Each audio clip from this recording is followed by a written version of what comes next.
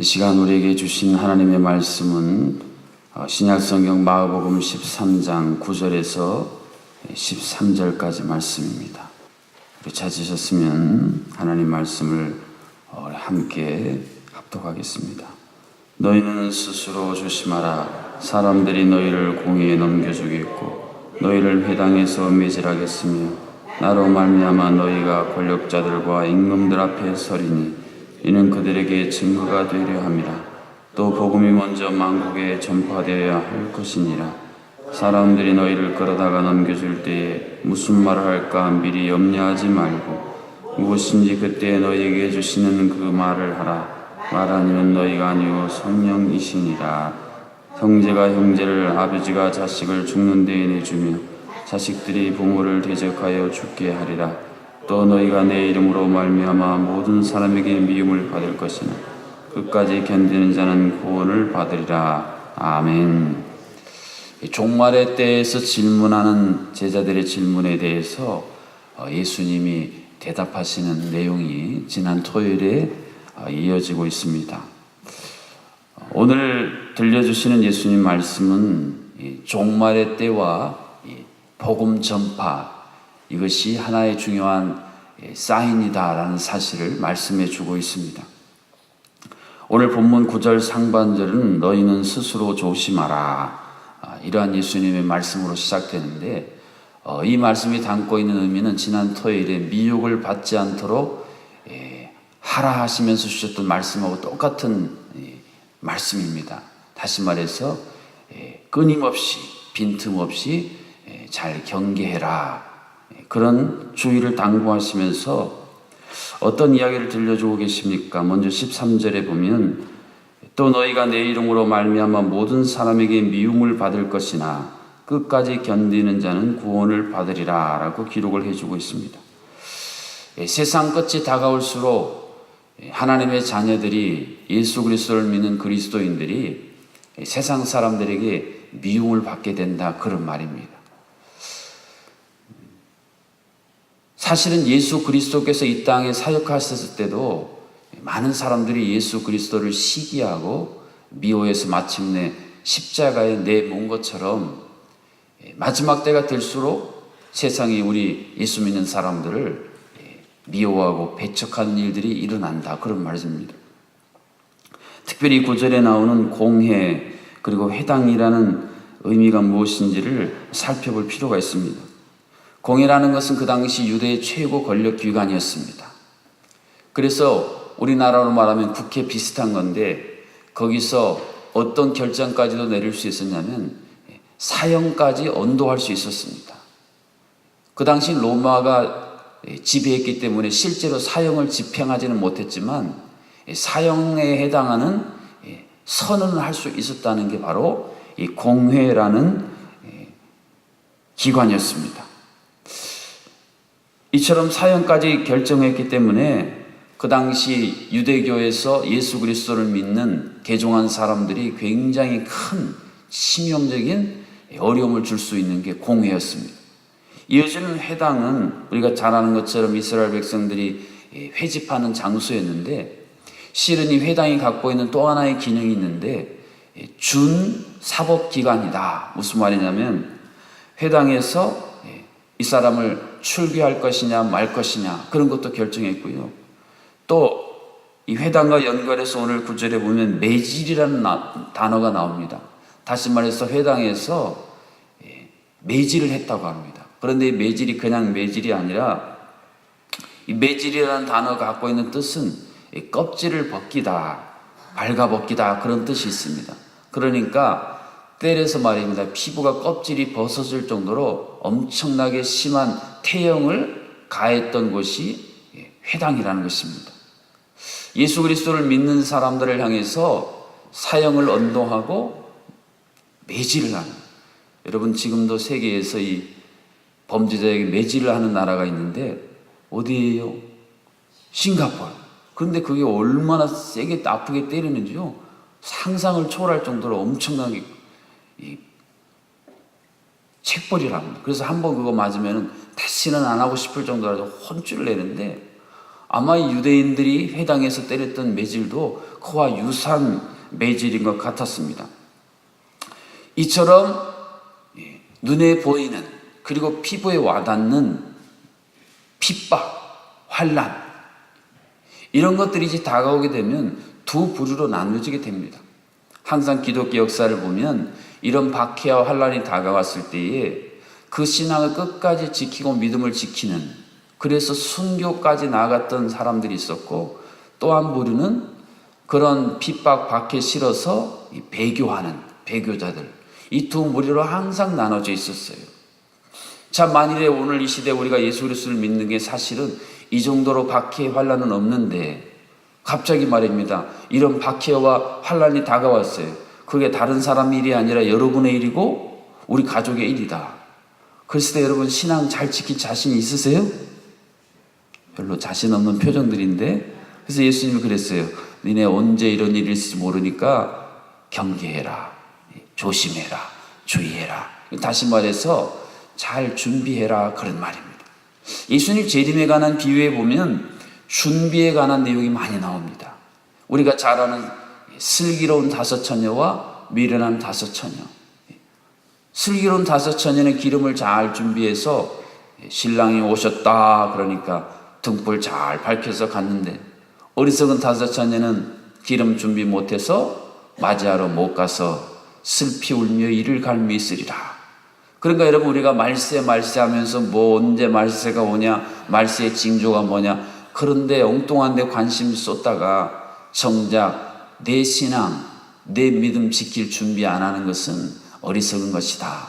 사실은 반복적으로 예수님이 이러한 중요한 내용들을 말씀하고 계십니다. 더 놀라운 사실은 9절 하반절에 보면 이런 일이 너에게 있는 중요한 이유가 뭐냐면 그들에게 증거가 되게 하려 함이라 라고 말씀합니다. 우리가 고난받고 박해받고 환난받는다, 거기에 집중하지 말고 하나님께서 이것을 통해서 주시고자 하는 하나님의 뜻이 무엇인가, 그것을 분별하라는 것입니다. 여러분, 사도 바울을 보십시오. 사도 바울이 그 당시에 많은 통치자들, 많은 권세자들 앞에 서지 않습니까? 그래서 실은요, 로마가 복음화된 결정적인 이유가 바로 그것이었어요. 사도 바울이 그 당시에 로마 군대를 사실은 주도했던 그 밑바닥에 있었던 리더들이 백부장들이에요. 백부장. 그 밑에 100명의 부하를 거느린 백부장들인데요, 사도 바울이 로마 군대에 끌려다니고 체포되면서 그들에게 막 복음을 선포한 겁니다. 그래서 나중에 그들이 로마 복음하는데 그 밑바닥에 중요한 힘이 됐다, 그런 것을 배운 적이 있습니다. 그러니까 우리가 예수 그리스도를 믿다가 이런 환난과 박해가 올 때에 거기에 막 주눅들고 두려워하고 염려할 게 아니라 그것을 복음을 전할 수 있는 기회로 삼는 사람, 이것이 마지막 때를 준비하는 지혜로운 성도의 모습이라는 것입니다. 그러시면서 11절에 그런 약속까지 주십니다. 사람들이 너희를 끌어다가 넘겨줄 때에 무슨 말을 할까 미리 염려하지 말고 무엇인지 그때 너희에게 주시는 그 말을 하라. 말하는 이는 너희가 아니요 성령이시니라. 어제 우리가 말씀에서 배웠습니다. 예수님이 보혜사 성령님을 약속하시면서 내가 말한 모든 것을 생각나게 하시리라. 여러분, 예수님이 공생의 사역을 할 때에 예수님 꼬투리를 잡아서 예수님 궁지에 모는 기사들이 참 많지 않습니까? 보통 사람 같으면 그 말꼬리에 책 잡혀서 벌써 무너졌을 텐데, 전지전능하신 하나님이신 그분은요, 하여튼 그때마다 기가 막힌 방법으로 그들의 모든 교묘한 덕과 같은 말들을요, 완전히 뛰어넘는 말씀으로 그들을 제압하시지 않습니까? 그런데 예수님이 우리에게 약속하셨습니다. 너희도 그렇게 될 수 있다. 세상이 우리를 향해서요, 환난과 박해라는 엄청난 강펀치를 알리고 때로는 교묘하게 우리를 미혹하고 유혹하는 손길을 내밀어도요, 걱정할 필요가 없습니다. 우리 안에 내주하신 성령께서요, 그때 가장 최고의 지혜와 기질을 발휘해서 그 모든 것을 넉넉히 이기고도 남게 해주실 줄로 믿습니다. 그래서 여러분이 복음을 전할 때 말입니다, 성령님의 도우심을 구해야 돼요. 성령님, 지금 내 기도하고 복음 전하기를 원하는 저분에게 어떤 이야기를 해야 옳겠습니까? 그러면 성령님이 분명히 감동을 주세요. 여러분, 사람이 그렇지 않습니까? 100마디 말보다요, 내 마음을 건드리는 그 한마디 말이 결국 그 사람의 마음을 뚫고 들어가는 거예요. 그러면 그게 사람을 변화시키는 거예요. 여러분 인생도 한번 가만히 돌아보십시오. 여러분의 인생에, 여러분이 지금 내 인생의 철학으로 삼고 있는, 내 인생의 좌우명으로 삼고 있는 그 어떤 것들이 다 있습니다. 사람마다. 내가 인생을 향해서 갈 때에 펄럭이는 깃발들이 있단 말입니다. 그게 어디서 왔는지를 가만히 보세요. 내가 존경했던 선생님, 또 내가 의지했던 내 사랑하는 동료 친구들, 또는 신앙생활을 우리 했기 때문에 신앙생활 가운데서 영향력이 쓰던 목회자들, 그들에게서 들은 그 한마디 말, 또는 부모님이 남겨준 소중한 말들, 그것들이 사실은 우리의 삶을 움직이는 강한 동력인 것입니다. 그런데 하물며 성령께서 우리 마음에 감동하셔서 우리가 그 말을 전한다. 이것은요, 사람을 근본적으로 움직이게 하는 능력이다. 그런 말씀입니다. 그러면서 10절에서 예수님이 좀 더 구체적으로 종말적인 징조로서의 복음 전파에 대한 내용을 이렇게 말씀하십니다. 또 복음이 먼저 만국에 전파되어야 할 것이니라. 그러니까 주님 다시 오시려면 만국이 복음이 전파되어야 된다. 그래서 사실은 이 말씀으로부터 선교의 운동이 소위 미전도 종족, 예수님의 복음이 닿지 않은 저 아프리카 오지, 또 중국의 내지, 온 세계를 향해서 복음을 들고 나갈 수 있었던, 나가야 했던 그 동력이 됐던 말씀이 바로 이 예수님의 말씀이에요. 세상 끝, 다시 말해 예수님이 재림하려면 온 세계, 특별히 지리적인 세계가 아니라 모든 민족에게 복음이 전파되어야 한다. 다른 성경은 그렇게 되어 있는데, 그래서 이 민족, 종족의 개념으로 세계를 착 나눠가지고 그 미전도 종족을 향해 복음을 들고 나가는 선교적인 역사가 일어나고 있는 것입니다. 자, 그런 의미에서 교회를 한번 생각해 볼 필요가 있습니다. 자, 예수님이 세상을 떠나시면서 승천하시면서 마치 우리로 말하면 유언처럼 주신 말씀이 모든 민족에게 복음을 전하라, 그런 말씀이었습니다. 이렇게 보면은 평상시에는 부모님 말씀 잘 안 듣다가도 마지막 남기신 이 유지를 받들기 위해서요, 평생 신앙생활 안 하다가 부모님이 돌아가시면서 내가 믿은 하나님 너도 좀 믿었으면 좋겠다, 그 말씀 순종해서 신앙생활 하는 분들도 많이 있습니다. 그런데 우리는요, 예수님이 우리에게 남겨주신 이 마지막 소중한 이 말씀을요 잘 실천하지 못한다면 얼마나 영적으로 큰 불효겠습니까? 오늘날 이 시대에 많은 교회들이, 사실은 교회가 처음 태동하고 역사를 이뤘던 것은요, 교회가 선교적인 기초 위에 세워졌기 때문입니다. 교회가요, 초대교회 보십시오. 그냥 자기들 안에 갇혀 있으니까 환난을 하나님이 통해서 예루살렘과 온 유대와 사마리아 땅끝까지, 그때부터 온 세상을 향해 복음이 쫙 퍼져나가기 시작합니다. 근데 오늘 이 시대의 교회는 또 그런 오류를 반복합니다. 쉽게 비유를 들려면 제가 질문을 한번 해보겠습니다. 여러분, 교회는 구조선입니까? 유람선입니까? 네, 아시기는 다 잘 아시네요. 교회는요, 유람선이 아닙니다. 근데 많은 성도님들이 교회를 유람선으로 착각을 해요. 그래서 그냥 경치 구경하고 우리들 안에서 유람선도 튼튼하게 만들고 잘 먹고 잘 살자 이러고 있는데 그게 아닙니다. 교회는요, 구조선입니다. 지금 제주에 이번 한 달 동안이니 복음의 전함, 예수 그리스도를 총사령관으로 해서 세상을 향해, 제주와 이 한민족과 온 세상을 향해 뻗어나가는 이 복음의 전함, 생명 구조선, 이게 교회입니다. 그러면 우리가 어떻게 내 삶의 자리에서 모든 족속, 모든 민족을 제자로 삼으라는 이 말씀을 실천할 수 있을까? 요즘에 한국 교회가 위기에 빠지면서 이것을 고민하면서 운동으로 이러한 일들을 하고 있습니다. 이름은 제가 붙였어요. 그것도 오늘 새벽에 여기 앉아있으면서 하나님이 이 이름이 좋겠다 그랬는데 한번 따라해보세요. 사사가 되자. 네, 사사가 되면 되겠더라고요. 여러분, 사사가 뭡니까?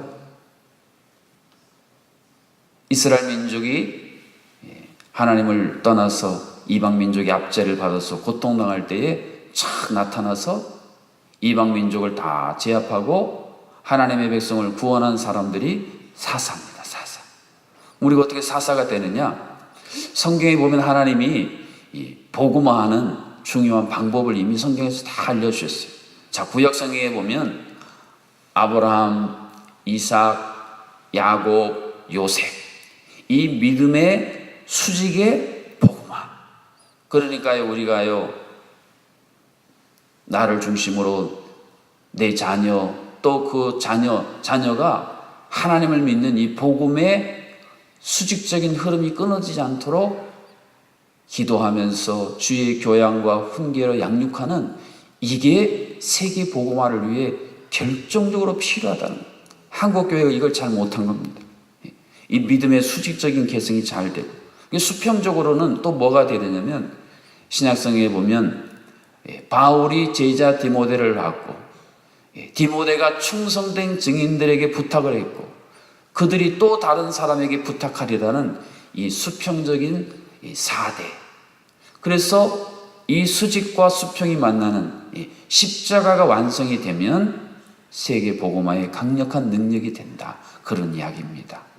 그런 흐름을 가지고 여러분 한번 점검해 보세요. 믿음의 수직적인 개성이 지금 잘 되고 있는가? 내가 주변에 나만 잘 믿는 게 아니라 내 구역 식구들 가운데, 또 우리 남녀전도의 회원들 가운데, 이 새벽에 나오는 여러분 같은 그런 하나님을 향한 열심, 또 기도, 이런 것을요 그들을 제자 삼는, 이것이 함께 되어지면 여러분이 이 시대의 사자가 되어져서 예수님이 말씀하신 모든 족속을 제자로 삼는 위대한 역사의 주인공이 될 수 있다, 그런 말씀입니다. 한번 따라하세요. 믿음은 제자가 되어 모든 족속에게 복음을 전하는 것이다. 네, 제자가 되면 모든 족속에게 복음을 전하는 능력이 나와야 된다, 그런 말입니다. 그러나 믿음이 없으면 제자 되기를 싫어합니다. 예수님 당시에도 제자가 있었고 무리, 군중이 있었지 않습니까? 오늘 이 시대의 그리스도인들을 향하는 좋지 않은 표현 중에 두 가지가 있어요. 하나는 가난한 성도, 교회는 안 나가고 자기 혼자 믿음 지키겠다고 하는 성도들이 많아집니다.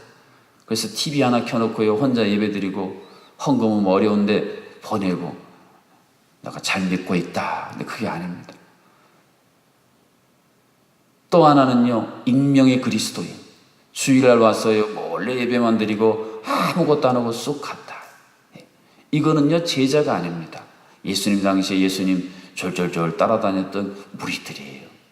그러나 예수님이 우리에게 주신 명령은 너희들 무리가 되지 말고 제자가 되라는 게 아니겠습니까? 너희들만 제자 되지 말고 주변에 있는 사람들을 제자로 삼으라. 예수님이 12제자 삼아서 온 세상 복음화를 이루지 않습니까? 그 예수님이 이미 다 가르쳐 주셨는데 우리는 그것을 실천하지 않고 놓치기 때문에 예수님의 능력을 경험하지 못한다는 것입니다.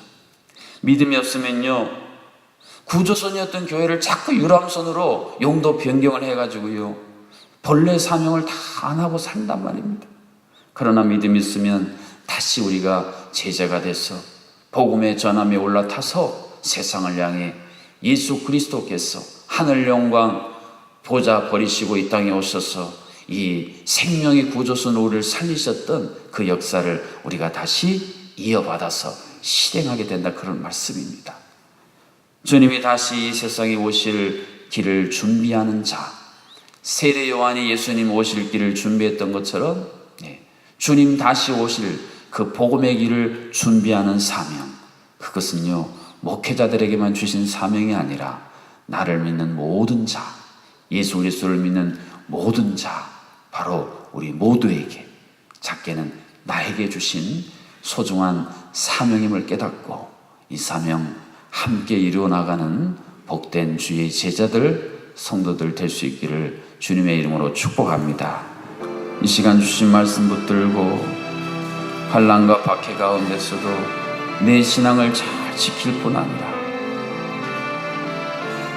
아브라함, 이삭, 야곱, 요셉에 이르는 수직적인 복음화와 바울, 디모데 충성된 증인, 또 다른 증인이라는 이 수평적인 사대가 함께 나를 통해 이루어지는 생명의 구조선의 이 복음의 전함의 이 귀한 사명 감당하는 우리들, 또 우리 교회 한국교회 되도록 성령 하나님 다시 한번 주께서 말씀하신 모든 것을 생각나게 하시고 그 사명 감당할 수 있도록 역사해 주옵소서. 함께 합심으로 기도합니다. 살아계신 아버지 하나님, 죄에 빠져 죽어가는 우리를 살리시기 위해 독생자 예수 그리스도를 생명의 구조선으로 우리에게 보내주시니 감사합니다. 주여, 우리 또한 예수 그리스도의 승천명령, 구원명령, 지상명령을 따라 모든 민족을 제자로 삼는 이 소중한 사명, 이것이 우리가 마땅히 할 우리의 본업인 것을 깨닫는 지혜로운 성도님들 되게 하여 주시옵소서. 아브라함, 이삭, 야곱, 요셉의 믿음의 기회를 잇고 또한 아버지 바울이 디모데에게, 디모데가 충성된 증인에게, 그가 또 다른 증인들에게 이 복음을 전하여 준 이 수평적인 선교의 사대를 우리가 완성함으로 말미암아 세계 복음화의 위대한 전략, 그 위대한 능력을 가르쳐 주신 주님의 말씀, 주님의 그 교훈을 실행하는 주의 성도들, 그런 교회 되게 하여 주시옵소서. 지금도 육신의 엄청난 고통과 아픔 속에서 병상에서 하나님만 바라보고 있는 우리 환우들, 가족들을 긍휼히 여겨 주셔서 주님 친히 찾아가 주시옵소서. 마리아와 마르다의 가정에 찾아가신 주여, 친히 병상마다 찾아가 주시사 위로하여 주시고 새 희망을 주시고 건강의 끝자락에서 주여 탄식하는 심령들, 전능하신 여호와 라파의 하나님 역사하시면, 만병의 대의사신 예수 그리스도가 역사하시면 다시 건강의 중심을 찾을 수 있다는 희망을 가지고 이 질병의 어두운 터널을 잘 지나갈 수 있도록 하나님 도와 주시옵소서. 지금도 주님의 명령을 따라 오지에서 세계에 흩어져 복음을 전하는 모든 선교사님들, 또 자녀들, 가족들, 주여 수많은 위협과 수많은 환난과 수많은 고통이 날마다 잠복해 있는 주여, 그 모든 환경 가운데서도 내가 너희와 항상 함께하리라 하신 주의 말씀 의지하고 함께 하셔서 능력을 나타내시는 그 주님의 능력으로 그 사명 잘 감당할 수 있도록 하나님 긍휼을 베풀어 주시옵소서. 찬양의 영혼들인 오륙 남성교회를 기억하여 주시옵소서. 주여, 모이기를 패하는 자들의 습관처럼 하지 말게 하시고 더욱 모이기를 힘쓰게 하시고 하나님이 주신 믿음의 바통을 이어나갈 수 있는 우리 강력한 우리 남성교회 회원들 되게 하여 주시옵소서. 오늘도 저희가 하루 살아내겠습니다.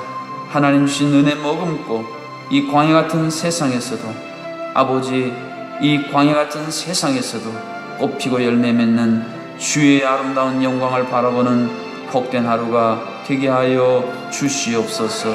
예수님의 이름으로 기도하옵나이다. 아멘. 이제는 우리에게 생명을 전하기 위해 이 땅에 친히 선교사로 찾아오신 주 예수 그리스도의 은혜와 오늘 우리에게 하늘과 땅의 권세를 주시고 이 권세로 모든 족속, 모든 민족을 제자 삼으라 친히 명령하시는 하나님 아버지의 크신 사랑하신가 우리 안에 계시사 어떻게 이 사명 감당할지 지혜와 총명을 주시고 오직 성령이 너에게 임하시면 너희가 권능을 받아 세상 땅끝까지 증인이 되리라 하신 이 성령 하나님의 교통하심이 새벽의 모든 성도님들 가운데 우리 영락교회와 한국교회와 온 세계 터져 복음을 전하는 선교사님들 가운데에 이제로부터 영원토록 함께하여 주시기를 간절히 축원하옵나이다. 아멘.